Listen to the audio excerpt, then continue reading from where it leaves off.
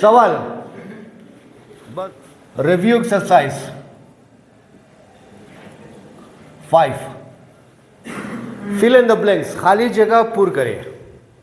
ये कह रहा है कि अगर बी सबसेट हो ए का तो ए यूनियन बी किसके बराबर होगा। देखिए अगर आप इसको वेन डायग्राम में आप देख ले, ये फर्ज करें ये ए है और ये क्या है बी।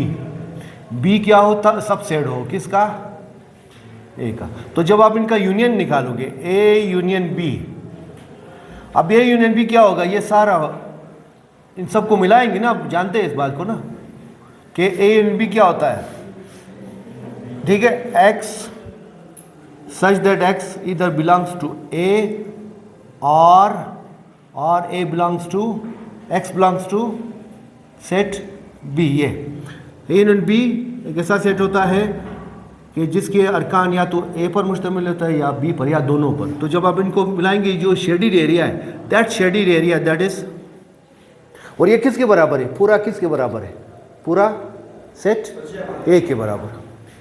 तो ये पूरा सेट ए के बराबर है। ये जो शेडिड रीजन है, this shaded region is A union B, और ये किसके बराबर है, ये सेट ए के बराबर है। तो इसका मतलब क्या हुआ कि अगर कोई सेट 33 सेट हो एक बड़े सेट का, जो उसका यूनियन होगा वो किस सेट के बराबर होगा, उसी बड़े सेट के बराबर। बस समझ गए, ठीक है। ये चीज़ अगर इंटरसेक्शन की हम बात करें, लेट्स से अगर आप इस तरह अगर ए सबसे नहीं बी सबसेट हो ए का, यानी इससे इस केस में क्या होगा, ये ए फर्ज करें या आप इधर लिख सकते हैं ये बी।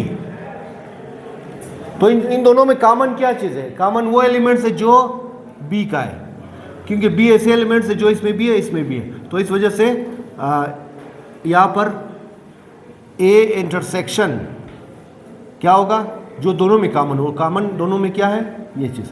तो इस वजह से ये सेट छोटे सेट के बराबर आ जाएगा। तो यूनियन में बड़े सेट के बराबर इंटरसेक्शन। ओके जी, अब दूसरे का आप देख लें, इसको देखें।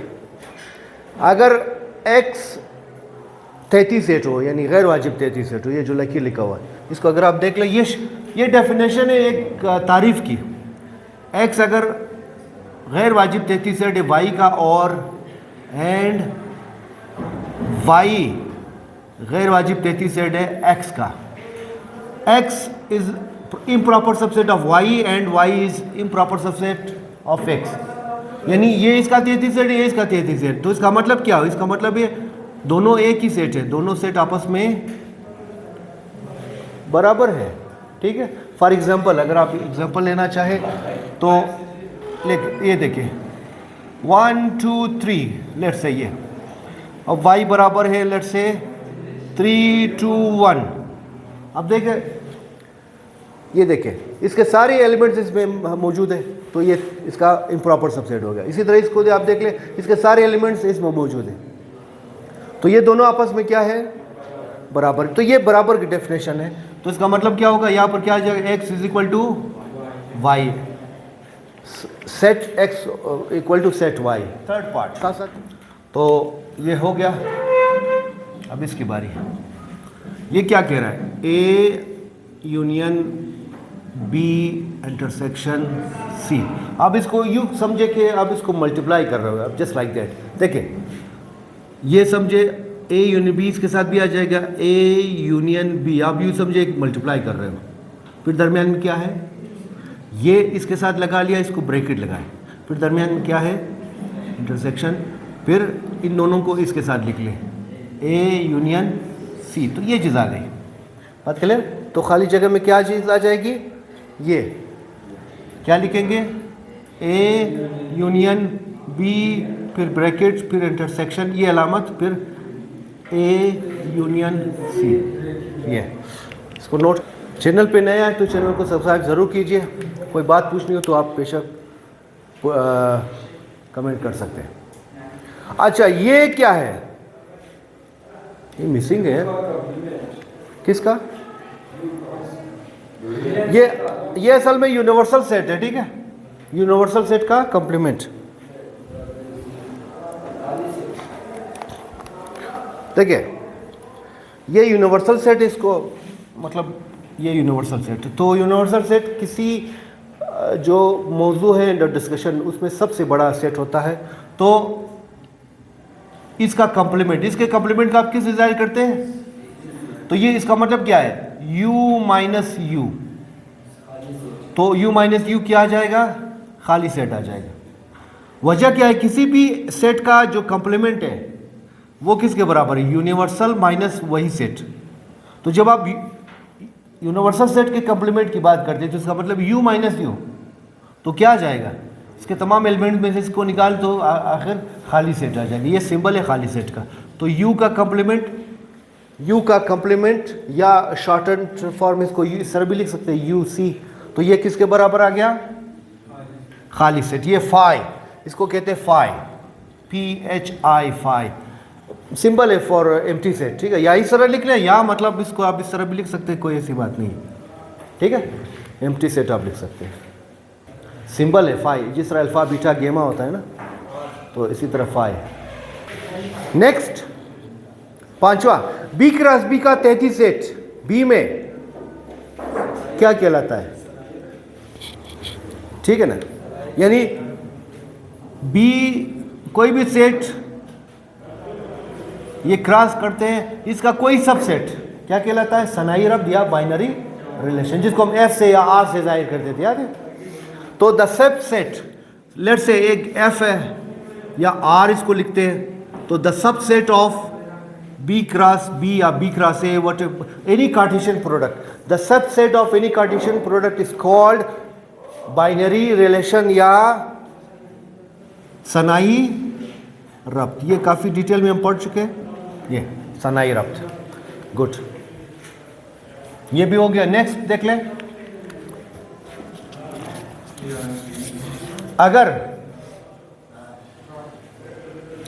अगर f एक फंक्शन हो y u से v में, let f is a function from u into v, then और रेंज किसके बराबर हो? यानी दूसरे सेट के बराबर हो। रेंज किसके बराबर हो? यानी the element of the set of second element of the f, ठीक है, उसको वो v के बराबर हो। तो ये कौन सा फंक्शन कहलाएगा? ऑन टू फंक्शन कहलाएगा। क्या कहलाएगा? ऑन टू, या उसका दूसरा नाम क्या था?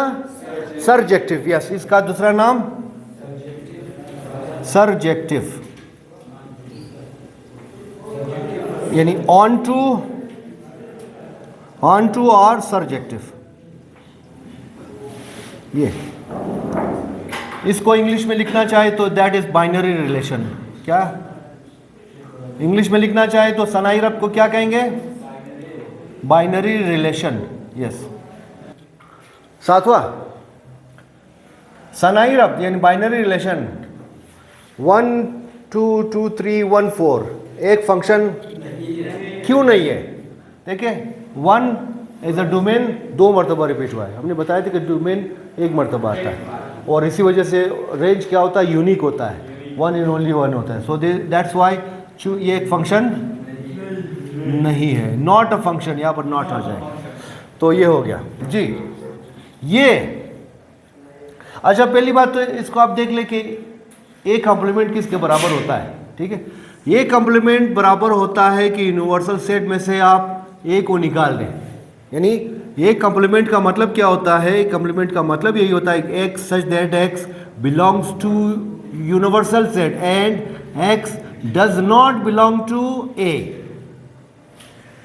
बात समझ में आ गई बात? तो इसका मतलब क्या हुआ? इसका मतलब है कि a और a कॉम्प्लीमेंट में कोई ऐसा एलिमेंट नहीं है जो कॉमन हो। इसमें दूसरे एलिमेंट्स है, इसमें वो एलिमेंट्स है जो इसमें नहीं है। तो there is no element common in this two set. तो दैट्स वाई इसका क्या होगा? खाली सेट। या इस तरह लिख ले या इसको खाली सेट लिख ले। बात क्लियर? तो यहाँ पर क्या आ जाएगा? खाली सेट, ठीक है। या इस तरह लिख ले। अच्छा, एक और बात नोट कर ले कि अगर दोबारा आप ए और ए कॉम्प्लीमेंट को अगर आप यूनियन निकाल दें तो पता है किसके बराबर आ जाएगा? किसके बराबर आ जाएगा? ये यूनिवर्सल सेट के बराबर आ जाएगा। बात समझ गए? ये यूनिवर्सल सेट के बराबर आ जाएगा। तो ये साथ साथ आप इसको नोट कर ले, जहन में बिठा दें। नेक्स्ट जी। हाँ ओके, ये भी हो गया, ये भी हो गया। अब इसकी बारी है जी। इसका domain the set of second elements 1 4 5, तो क्या जाएगा, क्या होगा? इसको खूबसूरत इस तरह या रेंज लिख ले, बस यही कर ले। क्या 2 सेकंड एलिमेंट डोमेन है, तो क्या जाएगा? द सेट ऑफ, ये फंक्शन है जो भी दिया गया है अपने बाइनरी रिलेशन, इसका हमने डोमेन निकालना है। डोमेन क्या है? The set of the first element of any binary relation और फंक्शन। इसमें देखिए फर्स्ट एलिमेंट क्या है बाइनरी रिलेशन में, एक, तो क्या जाएगा? -2 कामा -1 कामा 0, ये चीज़ आ गई। ठीक है, सवाल समझ में आ रहा है तो लाइक ज़रूर कीजिए, लाइक में कंजूसी ना करें। इसको आप देख लें, इसके रेंज आपने बताना है। The set of second elements of all element order pair in any relation और एनी फंक्शन। ठीक है, the set of the second element of all the order pairs in any binary relation. ठीक है, किसी binary relation में मौजूद तमाम सनाई रवाबित के दूसरे एलिमेंट्स का या दूसरे अरकान का सेट। ठीक है, तो दूसरे अरकान कौन कौन से हैं? x, z, y, x। तो क्या आ जाएगा? हाँ, x, y और z और x, चूंकि यहाँ पर एक मरतबा आया है तो ये नहीं आएगा, तो एक मरतबा लिखेंगे ये चीज़। ठीक, ओके, ये भी हो गई। अब नेक्स्ट है क्वेश्चन है, दुरुस्त जवाब का इंतखाब करें। पिक अप द या चूज द करेक्ट आंसर या करेक्ट ऑप्शन। ठीक है, एक ऐसा सेट जिसमें कोई रुकन न हो। The set having no element is called क्या? खाली सेट। तो यहाँ पर खाली सेट आ जाएगा। ठीक है, ये तो आपने आंसर में ये सारा याद रखिए, एग्जाम में जब इस तरह आ जाए तो आपने ये सारा नहीं लिखना है। ठीक है, आपने इसका क्वेश्चन नंबर लिखना है, पार्ट नंबर लिखना है, फिर उसके बाद सिर्फ ये पार्ट आपने लिखना है। ठीक है, जवाब में, तो इस तरह आपके पास टाइम बच जाएगा। बात क्लियर? पूरा का पूरा आपने ये नहीं लिखना है, फिर उसका ये नहीं करना है। ठीक है, इवन कॉपी में भी अगर आप करना चाहे तो सिर्फ ये लिख ले। क्लियर बात? इसको भी नहीं लिखना है, बस ये नंबर करेक्ट देना है, क्वेश्चन नंबर और पार्ट नंबर करेक्ट देना है। फिर उसकी जगह जो करेक्ट आंसर है पार्ट सब है, ये बी है तो खाली सेट, ये दोनों लिखना है। ठीक है, अपना वक्त इन चीज़ों पर ज़ाया मत कर ले। Okay, the set 1 2 3 4 up to 10 क्या है? खाली सेट जिसमें कोई एलिमेंट ना हो, इसमें तो है। 33 सेट क्या होता है? 33 सेट एक सेट है जो दूसरे सेट दिए गए सेट से छोटा हो। ठीक है, उसके साथ अब इसमें सिर्फ एक सेट दिया हुआ है तो ये इसके डेफिनेशन में नहीं आएगा। मुतनाई सेट एक ऐसा सेट जिसके अरकान की तादाद महदूद हो, जिसको हम गिन सके, गिनने के दौरान उसकी तादाद ख़त्म हो जाए। जबकि डी गैर मुतनाई सेट एक ऐसा सेट जिसमें अरकान की तादाद को आप ना काउंट कर सके।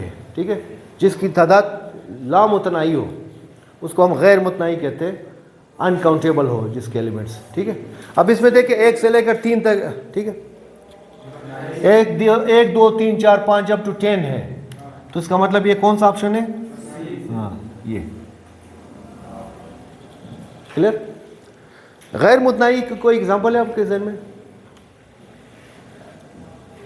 मसलन 2 और 3 के दरमियान रियल नंबर्स क्या? 2 और 3 के दरमियान, जबकि x का ताल्लुक क्या हो?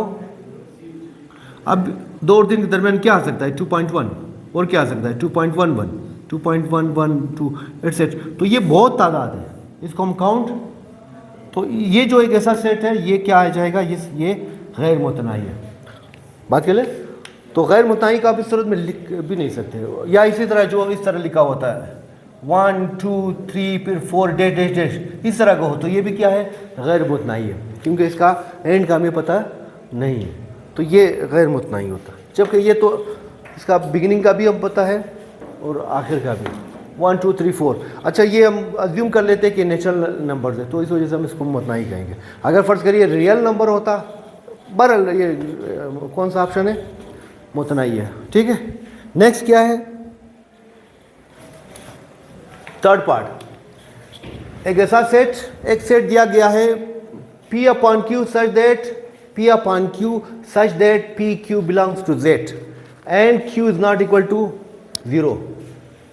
P बटा Q जबकि PQ का ताल्लुक Z से हो और Q 0 के बराबर ना हो, यानी डिनोमिनेटर 0 के बराबर ना हो, तो इस सेट को हम क्या के नाम लेते हैं, इस सेट को हम नातिक़ एदाद का सेट कहते हैं। ठीक है, खाली सेट का क़ुव्वत सेट क्या होता है, इनमें से खाली सेट का क़ुव्वत सेट कौन सा ऑप्शन सही है, A B C D, कौन सा? देखिए ये खाली सेट है, ये फर्ज करिए ये हमारे पास खाली सेट है। क़ुव्वत सेट से क्या मुराद है, the set of all possible subset of set ए। अब इसका क्या है ए, तो इसका पॉसिबल सबसेट क्या होगा, खुद होगा ना। इसी सेट को जब आप मज़ीद एक और सेट के अंदर रखोगे कि जिसमें ये जो सेट्स हैं वो एज एलिमेंट आ जाए, और ये पावर सेट कहलाता है, तो इसमें से कौन सा ऑप्शन सही है, बी। या बाज़ औक़ात ये इस तरह है, अगर आप इसको इस तरह लिखना चाहें, ठीक है, बाज़ औक़ात इसका नोटेशन ये इस तरह हो, तो इसके पॉसिबल सबसेट क्या होंगे, ये खुद आ जाएंगे पॉसिबल सबसेट। इसी का पावर सेट क्या होगा, ये the set of all possible subset, ये एक और सेट बन जाएगा। तो इस तरह भी कभी कभार अगर लिखा हो तो वो भी क्या है, यही चीज़ है। ऐसा सेट जिसमें सिर्फ एक रुकन हो, खाली सेट नहीं है, कोई सेट नहीं, तो कौन सा, जिसमें एक रुकन हो, जैसा कि नाम से जाहिर है। ठीक है, सी, ऑप्शन सी सही है। अच्छा जी, अब इसमें देखिए, ये पहले भी हमने डिस्कस किया कि अगर ए सबसेट हो बी का, तो ए इंटरसेक्शन बी किसके बराबर होगा, ए के बराबर। सबसे छोटा सेट कौन सा, ये, तो ये यहाँ पर आ जाएगा जी। सातवां, अगर सेट ए के 4 अरकान और सेट बी के 2 अरकान हो, तो ए क्रॉस बी में कितना होगा, ये 2 ज़रब 4 कितना आ जाएगा, 8। कौन सा ऑप्शन सही है, डी ऑप्शन सही है, यस, ये वाला। 8वां, अगर बी 33 सेट हो ए का, तो बी माइनस ए किस सेट के बराबर होगा, अगर बी 33 सेट हो, हाँ, इसके सारे अरकान उसमें होंगे तो कोई सा रुकन नहीं होगा जो कि, तो कौन सा ऑप्शन आ जाएगा जी। तो क्यों, इसके बी माइनस ए का मतलब क्या होता है, बी के ऐसे अरकान जो है इसमें ना हो। अब इसके सारे के सारे अरकान इसमें होगा ना, तो कोई ऐसा एलिमेंट नहीं हो जो इसमें ना हो, तो इस वजह से खाली सेट। अच्छा इसको देखिए, रेंज इसका आपने लिखना है, range the set of second element, नहीं डोमेन, सॉरी, इसका आपने क्या करना है, domain the set of first element of all order pair in this relation. वो कौन सा है, 0 1 2, तो कौन सा है, हाँ ये देखिए ये वाला 0 1 2। ठीक है, क्लियर। अच्छा इसको आप देख ले, ए बराबर है ABCD, बी बराबर है 1 2 3, तो रब्त ये देखिए, इस रब्त को आपने देखना है कि कौन सा फंक्शन है। अच्छा पहला देख ले कि क्या है, पहले देखिए फंक्शन है या नहीं। फर्स्ट एलिमेंट एक मरतबा आया हुआ है, फर्स्ट एलिमेंट का सेट अगर आप निकाले तो ये पहले सेट के बराबर होगा। ठीक है, अब सेकंड एलिमेंट की तरफ आते हैं, वो फंक्शन का टाइप ये जरूर करता है, ए एक मरतबा, 2 एक मरतबा, ये फिर 1 2 मरतबा आया हुआ है, तो इसका मतलब ये क्या है, ये ऑन टू फंक्शन है लेकिन 1 1 फंक्शन नहीं है। 1 2 3 किसके बराबर है, तो इसका मतलब ये ऑन टू फंक्शन है। अच्छा इसको अब देखिए 1 1 भी है या नहीं, तो 1 1 नहीं है चूंकि ये रिपीट हुआ है, तो 1 1 फंक्शन नहीं है, ये फंक्शन तो है, ये भी कट गया। इनटू फंक्शन नहीं है, ऑन टू फंक्शन है, तो ये आ जाएगा। बात क्लियर हो गई, ऑन टू फंक्शन क्यों है, क्योंकि इसका रेंज 1 2 3 ये किसके बराबर है, सेकंड एलिमेंट। अगर सेकंड एलिमेंट से सेकंड सेट 1 2 1 फिर 3 ये अगर इसके बराबर हो तो वो ऑन टू है, अगर इससे छोटा हो तो वो कौन सा है, इनटू फंक्शन है। अब तो चूंकि ये बराबर है, देखिए अगर आप इसको निकाल दे 1 ये 2 फिर 1 है, 1 को एक मरतबा लिखेंगे 3, ये किसके बराबर है, बी है, तो इस वजह से ऑन टू फंक्शन है। ठीक है, 1 1 नहीं है क्योंकि ये रिपीट हुआ है। That's it.